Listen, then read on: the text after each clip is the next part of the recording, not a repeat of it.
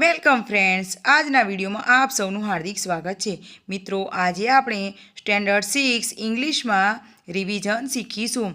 મિત્રો, અગાઉ તમે 1 થી 4 યુનિટનો અભ્યાસ કરીને આવ્યા છો, તેમાં તમે સિમ્પલ પાસ્ટ ટેન્સ પણ શીખ્યા છો, તો એનું પુનરાવર્તન અહીંયા આપેલું છે। તો આપણે જોઈશું સૌ પ્રથમ એક્ટિવિટી 1। એક્ટિવિટી 1ની અંદર તમને આપેલી છે એક પોએમ, નીચેનું કાવ્ય વાંચો। અ ફની ટાઉન, અહીંયા તમને એક રમૂજી એવા ગામની શહેરની વાત કરવામાં આવેલી છે। કવિએ કલ્પના કરી અને કે પોએમ રચેલી છે, જેની આપણે ચર્ચા કરીશું। તમને આ કાવ્ય છે એ સાદા ભૂતકાળની અંદર સિમ્પલ પાસ્ટ ટેન્સમાં રચેલું છે। આઈ લીવ્ડ ઇન અ ફની ટાઉન, હું એક રમૂજી શહેરમાં રહેતો હતો અથવા રહેતી હતી। વેર એવરીથિંગ વોઝ અપસાઇડ ડાઉન, જ્યાં બધું જ ઉલટ સુલટ હતું। The birds walked and the humans flew, મિત્રો વિચારવા જેવી વાત છે। બર્ડ્સ એટલે પંખીઓ, વોક એટલે ચાલવું અને વોકડ એટલે ચાલતા હતા, જ્યાં પંખીઓ ચાલતા હતા। એન્ડ અને હ્યુમન્સ માનવો, ફ્લ્યુનું ભૂતકાળનું રૂપ છે ફ્લ્યુ, એનું મૂળ ક્રિયાપદ થાય ફ્લાય એટલે ઉડવું, અને માણસો ઉડતા હતા। Were the trees were totally blue, જ્યાં ટ્રીઝ એટલે વૃક્ષો સંપૂર્ણપણે ભૂરા રંગના હતા। Trees talked and laughed a lot એટલે ઘણું બધું, પુષ્કળ। ટ્રીઝ એટલે વૃક્ષો, ટુ ટોક એટલે વાતો કરવી, ટુ લાફ એટલે હસવું, જ્યાં વૃક્ષો ઘણું હસતા હતા અને વાતો કરતા હતા। They stole each other's fruits and fought, stole એ સ્ટીલનું ભૂતકાળનું રૂપ છે। સ્ટીલ એટલે ચોરી કરવી, જ્યાં તેઓ એકબીજાના ફળ ચોરતા હતા, લઈ લેતા હતા અને લડતા હતા। મિત્રો, જોયું છે આવું કે શહેર? આ એક કાલ્પનિક શહેરની વાત છે, હકીકતમાં આવું કોઈ શહેર છે નહીં। The bear was gentle, bear એટલે રીંછ કોઈ દિવસે, રીંછ એ જંગલી પ્રાણી છે મિત્રો, તો એ કદી નમ્ર દયાળુ હોય ખરું, પરંતુ અહીંયા ઇમેજિનેશન છે, કલ્પના છે। તો bear was gentle, kind and sweet, તે મીઠા સ્વભાવનો, દયાળુ અને વિનમ્ર હતો। He never ever ate raw meat, raw એટલે કાચું અને મીટ એટલે માંસ, તે કદી પણ કાચું માંસ ખાતો નહોતો। મિત્રો, વિચારવા જેવી વાત છે, રીંછ કાચું માંસ જ ખાય ને, પરંતુ અહીંયા રીંછ કાચું માંસ ખાતો નહોતો। હજુ પણ ફની વાતો છે, સમજીએ। Fishes went to school in a pool, ખાડા ખાબોચિયામાં રહેલી જે સ્કૂલ છે ત્યાં ફિશિસ એટલે માછલીઓ, વેન્ટ એ ગોનું ભૂતકાળનું રૂપ છે એટલે કે જતી હતી, માછલીઓ પૂલમાં આવેલી શાળામાં જતી હતી। Where a frog as principal did rule એટલે શાસન, ડીડ એટલે કરતો હતો, પ્રિન્સિપાલ એટલે આચાર્ય। કોણ આચાર્ય હતો? ફ્રોગ, કે જ્યાં માછલીઓ જ્યાં શાળાએ જતી હતી ત્યાં દેડકો એ આચાર્ય તરીકે શાસન કરતો હતો। The sky was green and water flew, આકાશ એ લીલું હતું। મિત્રો, આકાશ કેવું હોય? ભૂરા રંગનું હોય, અહીંયા ઊંધું છે, વૃક્ષો ભૂરા રંગના છે અને આકાશ લીલું છે। એન્ડ ધ વોટર ફ્લ્યુ, અને પાણી વહેવાની જગ્યાએ ઉડતું હતું। એન્ડ ટોલ મી, અને મને કહેતું હતું, in life always be true, જીવનમાં હંમેશા સાચા બનો। મિત્રો, આપ સૌની પાસે પુસ્તક તો હશે જ, તો પુસ્તક પાસે રાખશો કે જેથી હવે આપણે આ પોએમના આધારે આપેલી એક્ટિવિટીમાં લખી શકીએ। ઉદાહરણ પ્રમાણે કાવ્યમાંથી શબ્દ જોડકા શોધો। ઉદાહરણ છે ફ્લ્યુ, ટ્રુ। મિત્રો, અહીંયા અગાઉ યુનિટ 1 થી 4 સુધીમાં તમે રાઇમિંગ વર્ડ શીખેલા છો, તો આપણે રાઇમિંગ વર્ડ પોએમમાંથી શોધીને લખવાના છે।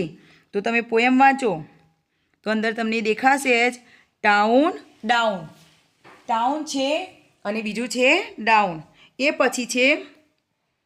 પછી છે ફ્લ્યુ, બ્લ્યુ, તમને દેખાય છે ને મિત્રો? ત્રીજી અને ચોથી લાઇનની અંદર આપેલી છે, ત્રીજી અને ચોથી લાઇનમાં આપેલું છે, ત્રીજી અને ચોથી લાઇનમાં આપેલી છે, તમને દેખાય છે ફ્લ્યુ, બ્લ્યુ।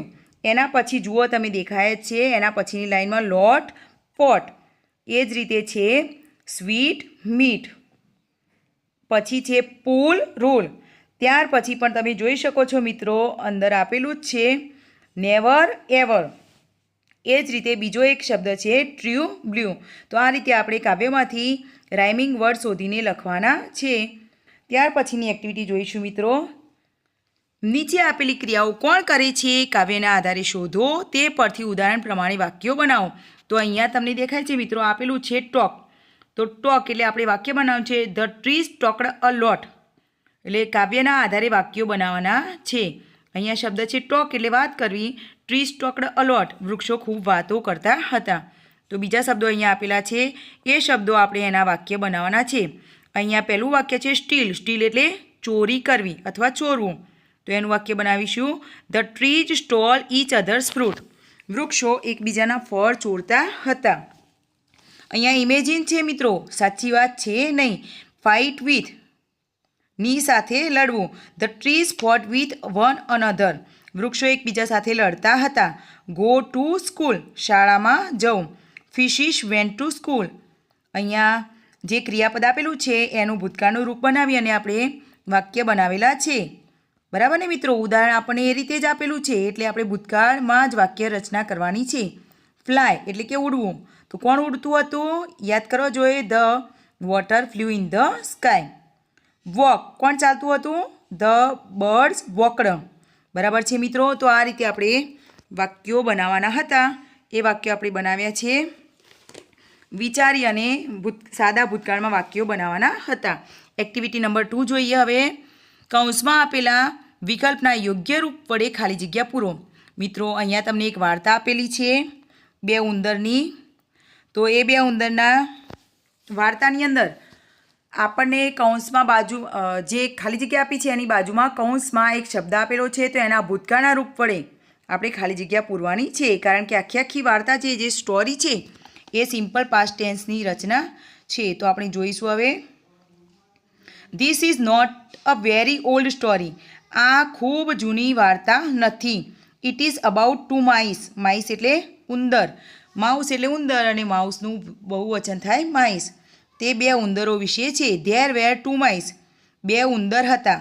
ધે ખાલી જગ્યા કઝિન્સ. તેઓ પિતરાઈ હતા. તો અહીંયા આરનું ભૂતકાળ શું થશે મિત્રો?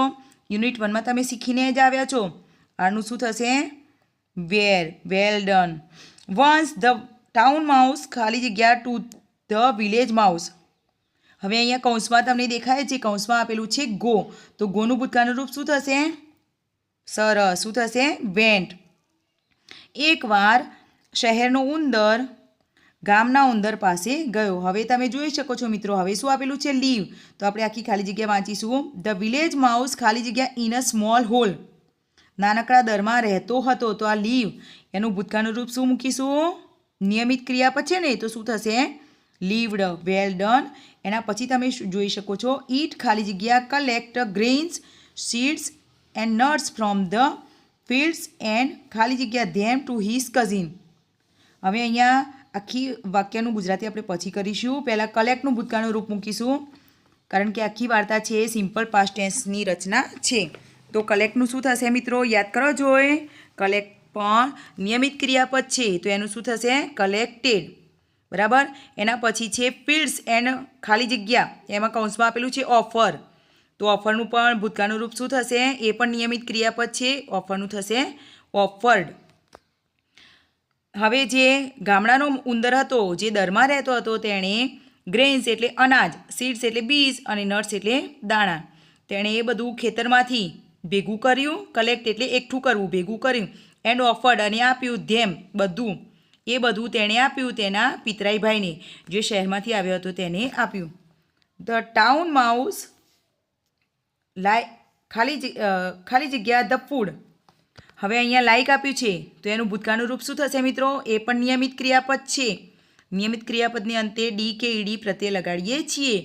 તો અહીંયા શું થશે? લાઈકમાં લાઈકડ. Well done. ધેન ઈટ ખાલી જગ્યા સમ ચીઝ એન્ડ ચોકલેટ્સ. ત્યારબાદ તેણે ખાલી જગ્યા કેટલીક ચીઝ અને ચોકલેટ, ઓફર એટલે ધરવું, આપી. તો પહેલાં એણે બધા દાણાને બધું આપ્યું, ત્યાર પછી તેને ચીઝ અને ચોકલેટ પણ આપી. તો અહીંયા ઓફરનું ફરીથી શું મૂકીશું? ઓફર્ડ. તો આ રીતે ભૂતકાળના રૂપો વડે આપણે ખાલી જગ્યા પૂરવાની છે. એના પછીનો બીજો ભાગ જોઈશું મિત્રો. ધ વિલેજ માઉસ વોઝ, અહીંયા છે the village mouse was very ખાલી જગ્યા, કૌંસમાં આપ્યું છે ઇમ્પ્રેસ. તો ઇમ્પ્રેસનું ભૂતકાળનું રૂપ શું થશે? ગામનો ઉંદર તેનાથી ખૂબ જ પ્રભાવિત થયો. તો અહીંયા ગામના ઉંદરે પેલાને શહેરના ઉંદરને દાણા, બીજ અને નટ બધું ખાવા માટે આપ્યું. જ્યારે શહેરના ઉંદરે ગામના ઉંદરને ચોકલેટ અને ચીઝ આપી તો એ તેનાથી પ્રભાવિત થઈ ગયો. ધ ટાઉન માઉસ ખાલી જગ્યા its cousin to the town. શહેરના ઉંદરે ગામના ઉંદરને પોતાના પિતરાઈને શહેરમાં અહીંયા આપ્યું છે ઇન્વાઇટ. ઇન્વાઇટ એટલે આમંત્રણ આપવું. તો આમંત્રણ આપ્યું તો એ આમંત્રણ આપ્યું ભૂતકાળ માટે શું થશે? આ પણ નિયમિત ક્રિયાપદ છે. શું થશે મિત્રો? યાદ કરો જોઈએ. સરસ. ઇન્વાઇટેડ. ધ વિલેજ માઉસ ખાલી જગ્યા ઇટ્સ કઝિન. હવે ગામના ઉંદરને શહેરના ઉંદરે કહ્યું કે મારી સાથે ચાલ. તો એનો પિતરાઈ એની સાથે જવા માટે તૈયાર થયો. તો અહીંયા જોઈનનું ભૂતકાળનું રૂપ શું મૂકીશું? જોઈન્ડ. બરાબર ને મિત્રો? ઈડી પ્રત્યે લગાડીશું. દે ખાલી જગ્યા બાય મિલ્ક વાન. હવે તેઓ કઈ બસમાં કેમ તો જવાના નહોતા. તો જે દૂધની વાન આવતી હતી એમાં તેઓ મુસાફરી કરે છે. તો ટ્રાવેલનું ભૂતકાળનું રૂપ લખવાનું છે અહીંયા. શેમાં મુસાફરી કરી? તો એ લખીશું આપણે ટ્રાવેલ્ડ. અહીંયા એલ એ બેવડાય છે મિત્રો, યાદ રાખશો.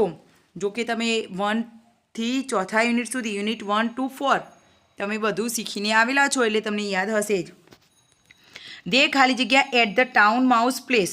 તેઓ શહેરના ઉંદરના જગ્યાએ પહોંચ્યા. તો અહીંયા રીચ પહોંચવું. તેનું ભૂતકાળનું રૂપ શું થશે? રીચડ. ઈટ ખાલી જગ્યા અ કબર્ડ ઇન અ હાઉસ. જે ઉંદર હતો તેની હેવ એટલે પાસે હોવું, તેની પાસે હતું કબર્ડ કબાટ. ઘરની અંદર એક કબાટ હતું. બરાબર ને? તો હતું એટલે હેવનું ભૂતકાળનું રૂપ શું મૂકીશું? યાદ કરો જોઈએ. હેવ અને હેઝ બંનેનું શું થશે? હેડ. ધ વિલેજ માઉસ વોઝ ખાલી જગ્યા વિથ ધ પ્લેસ. આ જે જગ્યા હતી તેનાથી પેલો ગામનો ઉંદર એ પ્રભાવિત થઈ ગયો, ઇમ્પ્રેસ થઈ ગયો. તો એનું શું થશે અહીંયા? ઇમ્પ્રેસ્ડ. આપણે આગળ મૂકીને મિત્રો આવી ગયેલી ખાલી જગ્યા છે. ધ ખાલી જગ્યા a dark chocolate in a corner. Eat ખાલી જગ્યા a dark chocolate in a corner. હવે તેણે સી એટલે જોયું. તો જોયું તેણે ખૂણામાં ચોકલેટ ડાર્ક ચોકલેટ પડેલી જોઈ. તો જોઈ ભૂતકાળ લખવાનું છે. સીનું ભૂતકાળનું રૂપ થશે સો. ધ વિલેજ માઉસ ખાલી જગ્યા ટુ ઇટ. રન એટલે દોડવું. ગામનો ઉંદર તેની તરફ દોડ્યો. ચોકલેટ જોઈ એટલે તરત ખાવા માટે દોડે છે. તો રનનું ભૂતકાળનું રૂપ શું થશે? અનિયમિત ક્રિયાપદ છે મિત્રો, તૈયાર કરવા જરૂરી છે. તો એ થશે ran. But the town mouse ખાલી જગ્યા eat. It is not a chocolate, it is poison. હવે પેલો શહેરનો ઉંદર સ્ટોપ એટલે રોકવું, એને રોકે છે. તો સ્ટોપનું ભૂતકાળનું રૂપ શું થશે? સ્ટોપ્ડ. અહીંયા પી પણ બેવડાય છે. એ નિયમો તમે શીખીને આવે છો સિમ્પલ પાસ્ટ ટેન્સના નિયમિત ક્રિયાપદોની અંદર. It is not a chocolate, it is poison. તે ચોકલેટ નથી, તે ઝેર છે. પોઈઝન એટલે ઝેર. ધ વિલેજ માઉસ ખાલી જગ્યા ફિયરફુલ આફ્ટર ધીસ. બીકમનું ભૂતકાળનું રૂપ શું થશે મિત્રો? યાદ કરો જોઈએ. બીકમ એટલે બનવું, તો બન્યો અથવા થયો. શું થશે? બીકેમ. ગામનો ઉંદર આ ઘટના પછી ભયભીત બની ગયો. હી ખાલી જગ્યા to his village immediately. Immediately એટલે તરત, અને રિટર્ન એટલે પાછા ફરવું. તે તરત જ પોતાના ગામ પાછો ફર્યો. તો રિટર્નનું ભૂતકાળનું રૂપ શું થશે? રિટર્નેડ. તો અહીંયા મિત્રો તમને વાર્તા સમજાઈ હશે કે કેવી રીતે ગામનો ઉંદર શહેરમાં જઈ અને પહેલાં પ્રભાવિત થાય છે અને પછી ડરીને પાછો આવી જાય છે. હવે એના આધારે આપણને એક એક્ટિવિટી આપેલી છે. આપણે જોઈશું વાર્તાને આધારે નીચેના વાક્યોને યોગ્ય ક્રમમાં ગોઠવો. પહેલાં વાક્યો જોઈ લઈએ મિત્રો, પછી એને આપણે ક્રમમાં ગોઠવીશું. પહેલું વાક્ય છે the village mouse went to the town. ગામનો ઉંદર શહેરમાં ગયો. The town mouse visited its cousin. શહેરનો ઉંદર તેના પિતરાઈ ભાઈને મળવા ગયો. The village mouse ran to the corner for the chocolates. ગામના ઉંદરે ખૂણામાં પડેલી ચોકલેટ તરફ દોટ મૂકી. The town mouse offered some chocolates to its cousin. શહેરના ઉંદરે તેના પિતરાઈને તેના ભાઈને ચોકલેટ આપી. The village mouse collected food from the field. ગામના ઉંદરે ખેતરમાંથી ખોરાક એકઠો કર્યો.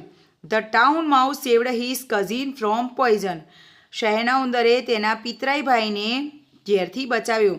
The village mouse returned to the village immediately. ગામનો ઉંદર ગામમાં તરત જ પાછો ફર્યો. તો હવે આપણે જોઈએ પહેલું વાક્ય કયું આવશે, કારણ કે તમે વાર્તા તો શીખ્યા ને મિત્રો. તો હવે આપણે આન્સર જોઈશું. સૌથી પહેલું વાક્ય કયું આવશે? કોણ જાય છે પહેલાં અને ક્યાં જાય છે? સરસ. સેકન્ડ સેન્ટેન્સ છે આવશે પહેલું. The town mouse visited its cousin. ત્યાર પછીનું શું આવશે? તેના જે વિલેજનો પિતરાઈ ભાઈ હતો તેણે એના માટે બધો ખોરાક એકઠો કરીને રાખ્યો હતો. એટલે કે પાંચમું વાક્ય છે આવશે બીજા નંબરમાં. ત્યાર પછી ત્રીજા નંબરમાં શું આવશે? જ્યારે ગામના ઉંદરે તેને ખેતરના દાણા ખાવા આપ્યા તો શહેરી ઉંદરે તેને શું આપ્યું છે? ચોકલેટ્સ. તો ચોથું વાક્ય એ ત્રીજા નંબરમાં આવશે. એના પછી ચોથા નંબરમાં કયું આવશે? ચોકલેટથી પ્રભાવિત થયા અને ગામનો ઉંદર એ શહેરમાં જાય છે. એટલે જે ફર્સ્ટ સેન્ટેન્સ છે એ આવશે ફોર્થ નંબરમાં, કે ગામનો ઉંદર શહેરમાં જાય છે. ત્યાર પછી છે પાંચમું વાક્ય. તો પાંચમું વાક્ય કયું આવશે? વિચારો મિત્રો. તમને જે આપેલી છે સ્ટોરી, એ સ્ટોરીના આધારે જ આપણે વાક્યો ગોઠવવાના છે.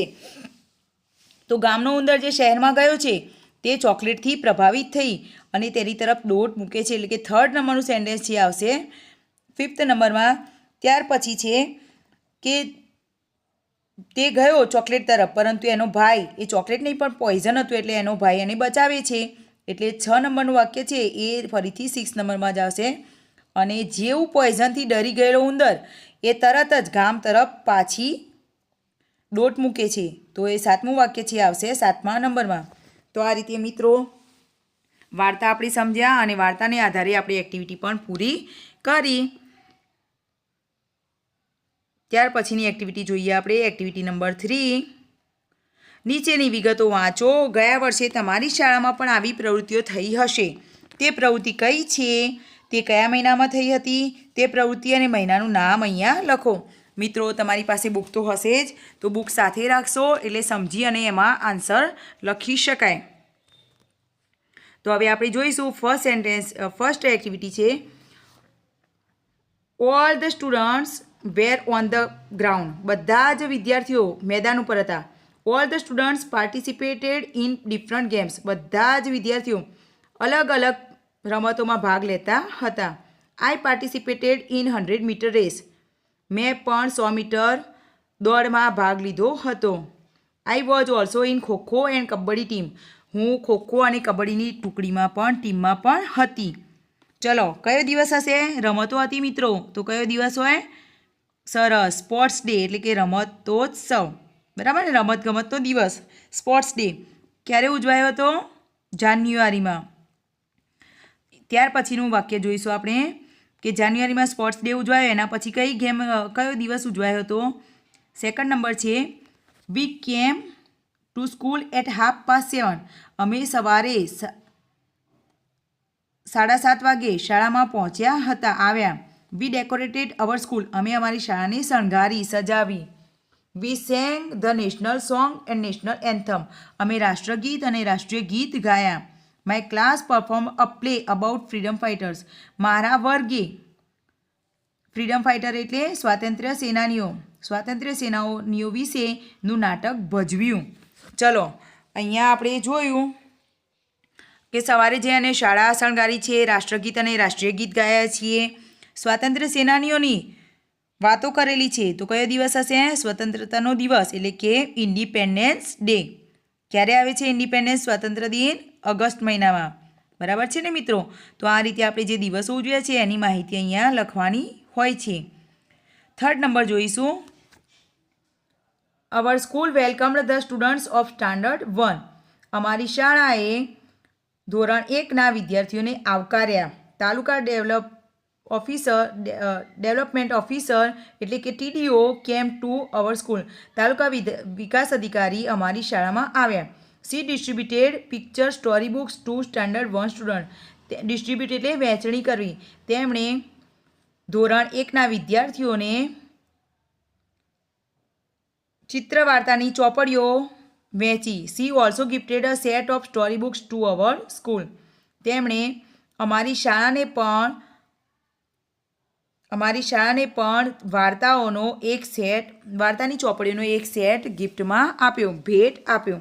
તો કયો દિવસ હશે મિત્રો? ધોરણ 1ના વિદ્યાર્થીઓને આપણે આવકારીએ છીએ, શાળામાં આમંત્રણ આપીએ છીએ, તેમનું સ્વાગત કરીએ છીએ. કયો દિવસ છે? પ્રવેશોત્સવ ડે. Well done. અને ક્યારે ઉજવાય છે પ્રવેશોત્સવ ડે? જ્યારે શાળાઓ ખુલે છે ત્યારે, એટલે કે જૂન મહિનામાં. સરસ. ચલો હવે ત્યાર પછીનું આપણે ચોથા નંબરનું વાક્ય જોઈશું.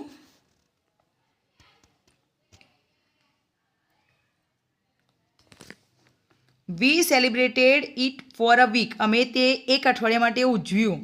Inch day we participate in a activity, in a new activity.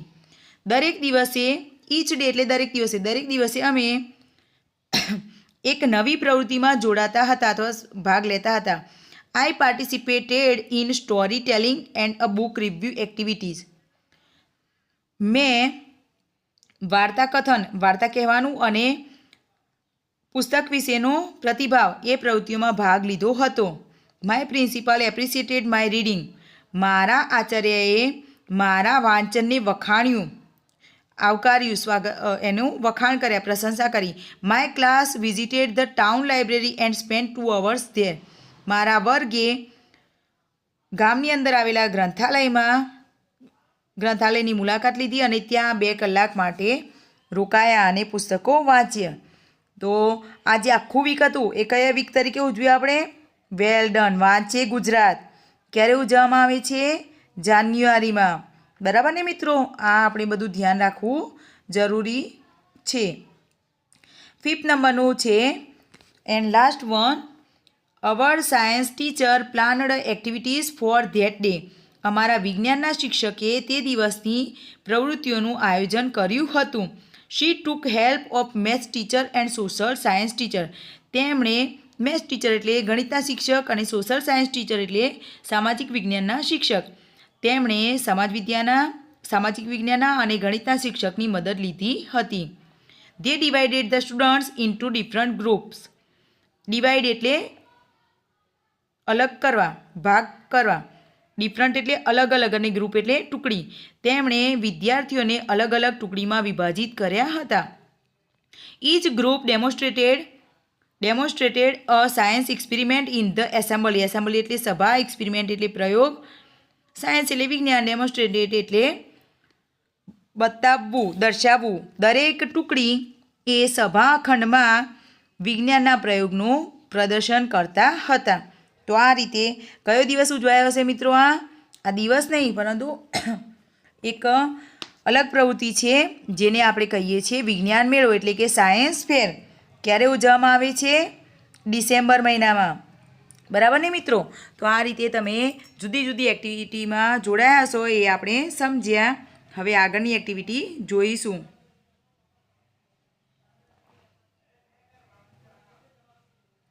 Activity number 4.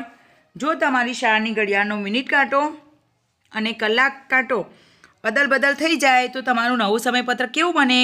અહીં આપેલા ઉદાહરણ પ્રમાણે તમારું સોમવારનું નવું સમયપત્રક લખો. મિત્રો તમારી પાસે બુક તો હશે તો તમે જોઈ શકો છો, તમને એક ઘડિયાળ આપેલી છે અને સમય આપેલો છે. જો એનો અવર હેન્ડ અને મિનિટ હેન્ડ એ બદલાઈ જાય તો એ શાળાનો સમય કેવો થાય અને એ સમય પ્રમાણે તમારી શાળામાં શું કાર્યક્રમ ચાલુ હોય એ આપણે અહીંયા લખીશું. જોઈએ. જો અહીંયા તમને ઘડિયાળ દેખાય છે તો એમાં તમને દેખાય છે કે જે અવર હેન્ડ છે એ ક્યાં આવેલો છે? અવર હેન્ડ 9 ઉપર અને મિનિટ હેન્ડ 2 ઉપર, 2 ઉપર. એટલે કે 9 ને 10નો ટાઈમ થયેલો છે. અહીંયા કેટલો સમય બતાવે છે ઘડિયાળમાં? 9 અને 10. તો અહીંયા 9, 10 એને લખાશે 10:09.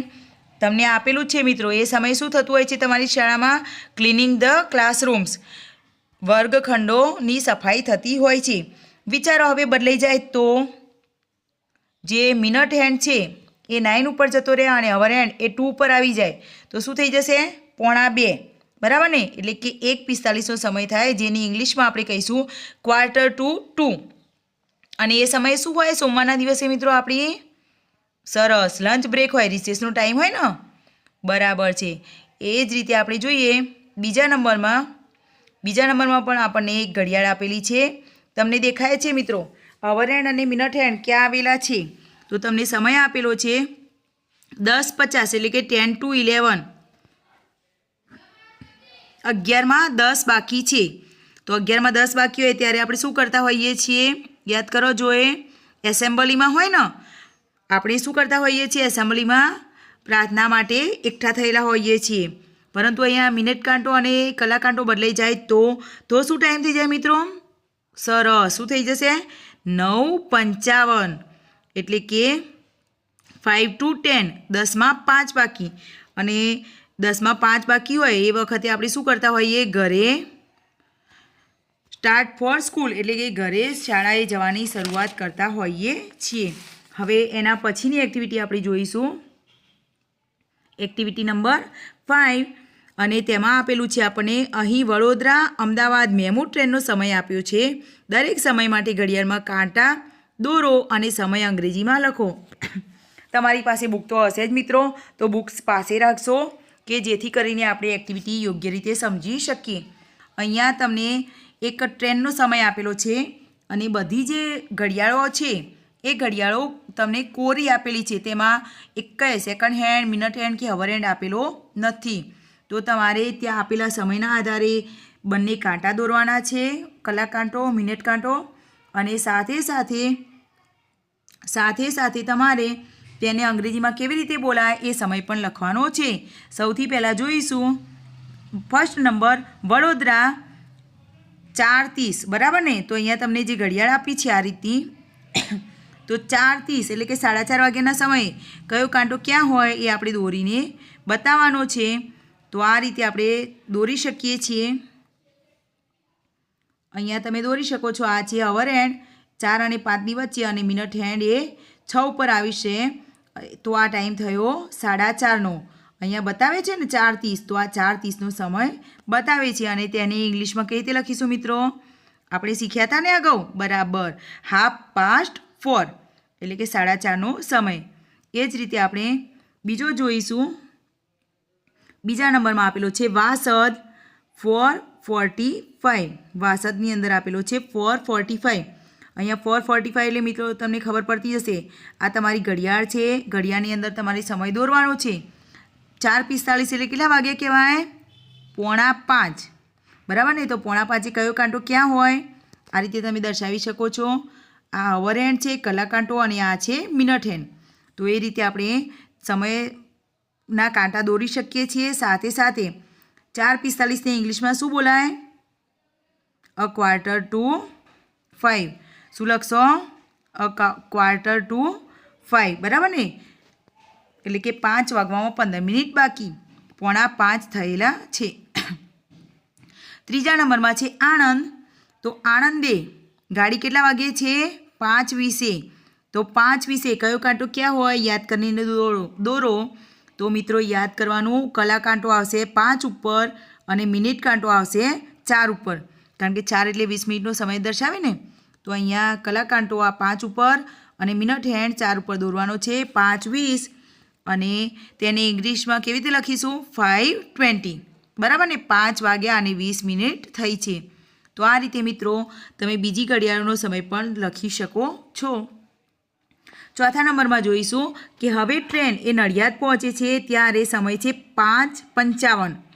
હવે આપણી ઘડિયાળ આપેલી છે તેમાં તમારે 5:55 એટલે કે 6માં 5 બાકી એવું બતાવવાનું છે. તો કેવી રીતે દોરશો કાંટા? તો મિત્રો અહીંયા તમારે જોવાનું છે, આ જે 6 છે એની બિલકુલ નજીકમાં દોરવાનો છે કલાક કાંટો, અને અહીંયા 11 ઉપર દોરવાનો છે મિનિટ કાંટો, એટલે કે 6માં 5 બાકી છે. તો એ રીતે તમે દર્શાવી શકો છો 5:55, બરાબર ને? 6માં 5 બાકી છે. અને એને ઇંગ્લિશમાં કઈ રીતે લખશો? સરસ, 5 to 6, બરાબર ને મિત્રો? હવે એથી આગળ આપણે જોઈશું પાંચમા નંબરમાં ટ્રેન પહોંચે છે મહેમદાબાદ પહોંચતા સમય છે 6:15 એટલે કે 6:15નો સમય છે. હવે 6:15 વાગે કયો કાંટો ક્યાં હશે? તો તમને ઘડિયાળ જોતા તો આવડતી જશે મિત્રો, છઠ્ઠામાં છો એટલે. તો યાદ કરી લઈએ. આ 15 મિનિટ બતાવે છે 3 ઉપર, ત્યાં આવશે મિનિટ હેન્ડ, અને અહીંયા 6 ઉપર અહીંયા સહેજ 1 મિનિટ આગો એવો હશે અવર હેન્ડ એટલે કે કલાક કાંટો. તો આપણે દોરી લઈએ. તમારે બરાબર ધ્યાન રાખીને મિત્રો દોરવાનું છે. આ રીતે હશે 6:15 એટલે કે 6:15. અને કેવી રીતે લખાય 6:15નો ટાઈમ? 6:15 અંગ્રેજીમાં કેવી રીતે લખાશે? 6:15. કેવી રીતે લખશો? 6:15. તો અહીંયા આપણે 5 ઘડિયાળ જોઈ. હવે છઠ્ઠી ઘડિયાળ જોઈશું. મણિનગર. તો મણિનગરે કેટલા વાગે પહોંચે છે ટ્રેન? 6:45. તો અહીંયા આપણને જે ઘડિયાળ બતાવી છે એમાં 6:45 કેવી રીતે બતાવીશું? તો બરાબર યાદ રાખવાનું 45 મિનિટ છે એટલે અહીંયા 9 ઉપર 45 મિનિટ બતાવી છે ત્યાં આવશે મિનિટ હેન્ડ. અને અહીંયા 7 ઉપર આવવાની તૈયારીમાં હશે અવર હેન્ડ. તો આ રીતે આપણે ઘડિયાળની અંદર કાંટા દોરીને દર્શાવીશું. તો અહીંયા 6:45 બતાવવાના છે આપણે અને એને લખીશું કેવી રીતે? 6:45 એટલે કે 7 વાગવામાં 15 મિનિટ બાકી. 6:45 થયેલા છે. ત્યાર પછીનો છેલ્લું જોઈશું આપણે અહેમદાબાદ. બરાબર છે? 7મો નંબર અહેમદાબાદ ગાડી 7 વાગે પહોંચે છે. તો અહીંયા ઘડિયાળની અંદર આપણે 7 વાગ્યાનો સમય દર્શાવવાનો છે. તો મિનિટ હેન્ડ આપણે દોરીશું બરાબર 12 ઉપર અને અવર હેન્ડ કલાક કાંટો દોરીશું 7 ઉપર અને તેને લખાશે અહીંયા આ રીતે આપણે દોરી દઈશું. અને તેને કેવી રીતે લખાશે મિત્રો? એ તો તમને આવડે છે ને પૂરા કલાક કેવી રીતે દર્શાવાય? તો 7 o'clock. બરાબર છે? તો અહીંયા આપણે ઘડિયાળના આધારે જે પ્રવૃત્તિ હતી એ પૂરી કરી છે. હવે એના આધારિત બીજી એક એક્ટિવિટી છે આપણે જોઈ લઈએ. આ સમયપત્રક પરથી નીચેના પ્રશ્નોના ઉત્તર આપો. આ જે સમયપત્રક આપણને આપ્યું આ ટ્રેનનું એના આધારે આપણે પ્રશ્નોના જવાબ લખવાના છે. તો એ જોઈ લઈએ. પહેલો પ્રશ્ન છે at what time did the train reach Mehmedabad? કયા સમયે એ ટ્રેન મહેમદાબાદ પહોંચશે? તો લખીશું answer the train reached Mehmedabad at 6:15. 6:15 એટલે કે કેટલા વાગે પહોંચે છે મહેમદાબાદ? આપણી પાસે ચોપડી છે ને મિત્રો તો એમાં આપેલું જ છે 5મા નંબરમાં મહેમદાબાદમાં 6:15 વાગે. તો the train reached Mehmedabad at 6:15. Second question જોઈશું. At Nadiad and old man asked you the time. નડિયાદમાં તમને એક ઘરડો માણસ ટાઈમ પૂછે છે. What was your answer? Nadiad તમે પહોંચ્યા હોય અને એ વખતે તમને કોઈ ઘરડો માણસ ટાઈમ પૂછે છે તો કેટલા વાગે તમે ટ્રેનમાં હો તો કેટલા વાગ્યા હશે? નડિયાદ કેટલા વાગે પહોંચો છો? સરસ. કેટલા વાગે પહોંચીશું? 5:55. તો એને અંગ્રેજીમાં શું લખાશે? ઇટ ઇઝ 5 to 6 એટલે કે 6 વાગવામાં 5 મિનિટ બાકી. બરાબર ને મિત્રો? સાચું છે ને આન્સર? સરસ. થર્ડ ક્વેશ્ચન જોઈશું. The platform clock showed 6:45. Platform પરની ઘડિયાળ એ 6:45નો સમય દર્શાવે છે. Which station was it? તો તમે કયા સ્ટેશન ઉપર છો? કયું સ્ટેશન હશે મિત્રો? 6:45 કયા સ્ટેશન ઉપર છીએ? જુઓ તો તમારી ચોપડીમાં. સરસ. It was Maninagar. બરાબર ને? તો આ રીતે આપણે જે સમયપત્રક આપેલું છે ટાઈમ ટેબલ એના આધારે આપણે ક્વેશ્ચન આન્સર લખવાના છે. ફોર્થ ક્વેશ્ચન જોઈશું. A passenger reached the station at 5:15 and she missed the train. હવે જુઓ મિત્રો અહીંયા 5:15 એટલે કે 5:15 એટલે 5:15 વાગે પહોંચે છે અને તે ટ્રેનને મિસ કરી જાય છે. કયું સ્ટેશન હશે? કયું હશે સ્ટેશન? સરસ. It was Vasad. તે વાસદ હશે કારણ કે ત્યાં ટ્રેન કેટલા વાગે છે? 4:45 વાગે.